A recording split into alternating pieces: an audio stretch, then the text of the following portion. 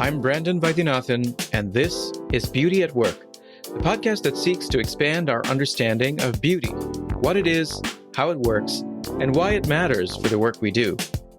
This season of the podcast is sponsored by John Templeton Foundation and Templeton Religion Trust. Hey everyone, this is the second episode from our International Symposium on Spiritual Yearning in a Disenchanted Age. Our speaker is Professor Naomi Fisher. Dr. Fisher is Associate Professor of Philosophy at Loyola University Chicago. She holds a Ph.D. in Philosophy from the University of Notre Dame and an MS in Physics from UC Davis. Her main areas of research are Kant and German Idealism. Let's get started. Well, I am so honored to be here and very happy to be part of this conversation. Thank you so much to Brandon for organizing this, and for Charles, of course, for bringing us all together. So in my abstract, which I think at least some of you had in advance, I described two related problems. And the first is the potential disconnect or compartmentalization between epiphanies on the one hand and then like discursive, descriptive thought on the other. So I worry that perhaps, we go to the mountains and have this great experience, but then that has like very little relevance for what we do in our day-to-day lives or in our sort of language or systems of thought. The second was the potentially problematic solitary nature of the epiphanic, so that we maybe paradigmatically experience these things alone. Although sort of some conversations I've had since being here made me think maybe there are ways of conceiving of this differently. So I'm interested to talk about that.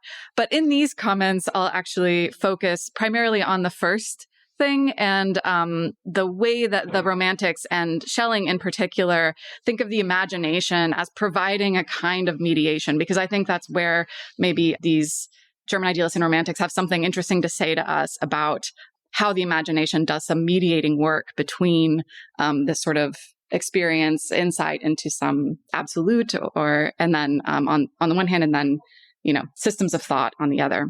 So I work on Schelling, primarily also on Kant, but Schelling he's maybe the only figure who is uncontroversially both an idealist and a romantic.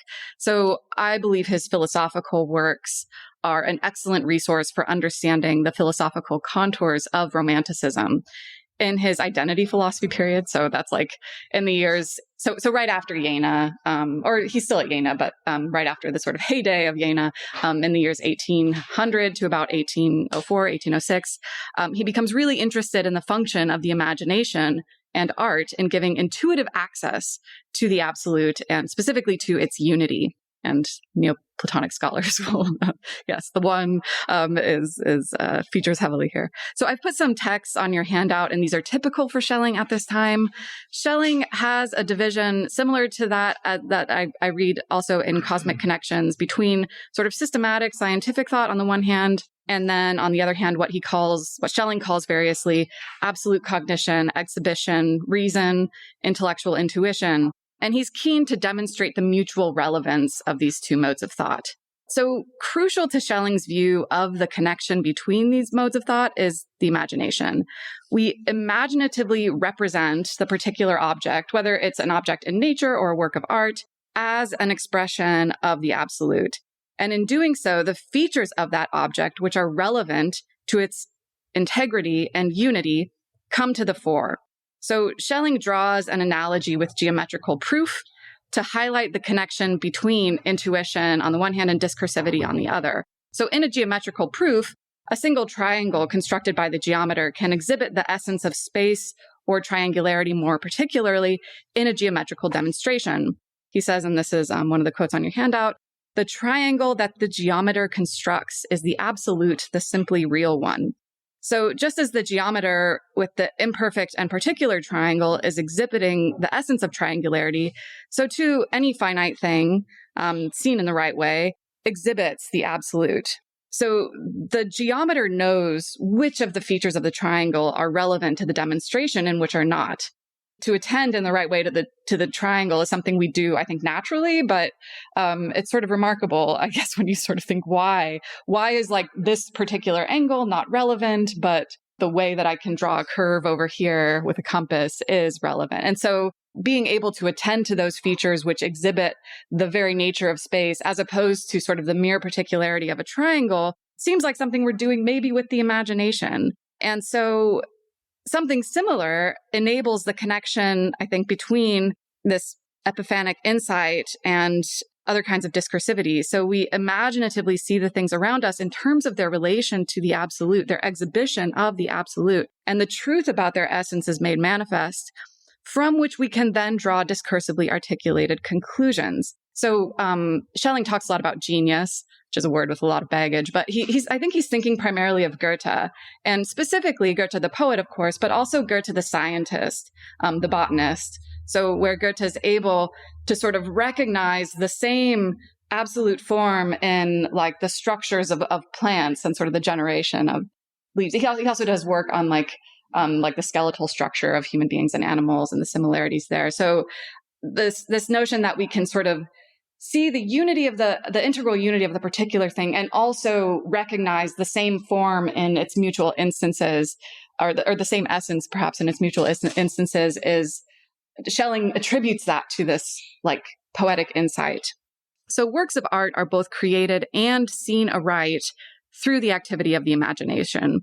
So in Schelling's lectures on the philosophy of art, he toys with the word Einbildung, or imagination. And I have some notes there on your handout about that particular wordplay, which is really fun. So our imagination, in forming unities, participates in the power of divine creation, and thereby is a manifestation of the divine.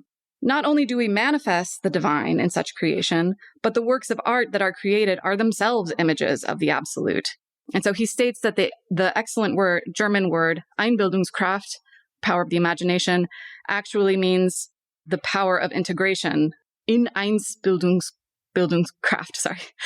German words here, which is a sort of, the in Einsbildung means like forming into one. I translated integration, but you can see there obviously Einbildung is part of that word in a way. The Einbildung can mean like informing, or there's various ways he toys with this. Obviously, prominent in that word is also Bild, which means image. So just like in imagination, I suppose. So he says, upon this power is based all creation. The true construction of art is the exhibition of its forms as the forms of things, as they are in themselves or in the absolute. And the or there, I think, is important. It doesn't mean like either this or that. I think it means he's just like, glossing what it means to be in themselves. That is what they are in the absolute. So what they are in themselves is what they are in the absolute, just as the geometer sees the triangle more truly when she sees it as sort of in its absoluteness as the essence of triangularity. So too, we see the artwork or any created thing more truly when we see its essence as absolute, or as an image or exhibition of the absolute. To create something is to create it as its own integral unity, as an individual, and this unity is an image of the unity and integrity of the absolute. So as I say on your handout, like, there's this vertical dimension where creation is a bringing together of disparate elements into an integral unity. So you're like creating something new with its own integrity. Importantly for Schelling, he has this robust notion of being. So you can't just say that there's an object constructed out of like this paper and this pen. To be is to have a kind of integral unity. And so anything that is truly is sort of an image of the unity of the absolute.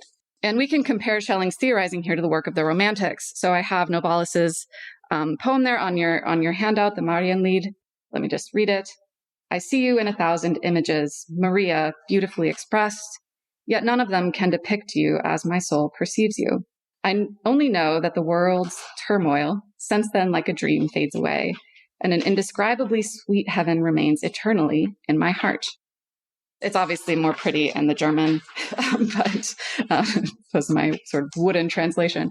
But the 1,000 images are variously expressive of the one truth, which is here Maria. Maria is mirrored and beautifully expressed in a plurality of images. And this is consistent with Schelling's own conception of the imagination as a way of seeing the world more truly than can be captured through discursive description. The insight into these expressions seems to be enabled by the soul's immediate, that is, unmediated perception and love of Maria. So the poet here illuminates an imaginative but true way of seeing things as expressions of something beyond articulation. So since Schelling's time, I think that the epiphanic is increasingly not seen as insight into the truth of things. Science maybe gives the objective truth, and epiphanies are mere subjective feelings, pleasant but perhaps not truth-apt or relevant to any cohesive picture of the world. Perhaps to look to poetry for insight into how to alter our concepts seems almost ridiculous to a contemporary frame of mind. Yet I would contend that there are ways of recovering an openness to transcendence or modifying even our scientific modes of thought to allow for transcendence. That is, if we give up the notion of a comprehensive or fully accurate system of metaphysics or science, embracing instead systems of knowledge that point beyond themselves, the thought that an imaginative way of seeing things, it does not seem naive. So the artistic or epiphanic needs to be interpreted within our systems of discursive thought as a more reliable full account of things than any science or mere discursive description could provide. And this, I'm not sure about this, so let me venture that this does not necessarily involve some shared articulated presuppositions, even very thin ones. So for instance, a belief in God, supernatural realities, goodness, teleology, transcendence, but rather a sort of general indication of the limits of description in such a way that these spiritual or transcendent realities, or maybe underlying realities or realities shot through the cosmos, are accessed extra systematically. So I suggest that these realities are accessed and shared not through a common universally communicable description, but rather through communal practices, living in such a way or engaging in such activities that acknowledge a reality beyond our modes of description. Rob mentioned choirs. And I think like that might be sort of way of thinking about this as we sort of are deeply attentive to the contribution of the other person as we're engaging in this creative act. So Romantics, the Yearning Romantics, were also eager to develop a universal poetry, a new mythology that would draw together the culture into a cosmopolitan whole. And I believe that Schelling's own work is not meant to be a sort of constricting, limiting metaphysical system, but rather a way of thinking about systematicity more generally that maintains its openness to transcendence and can take a variety of forms.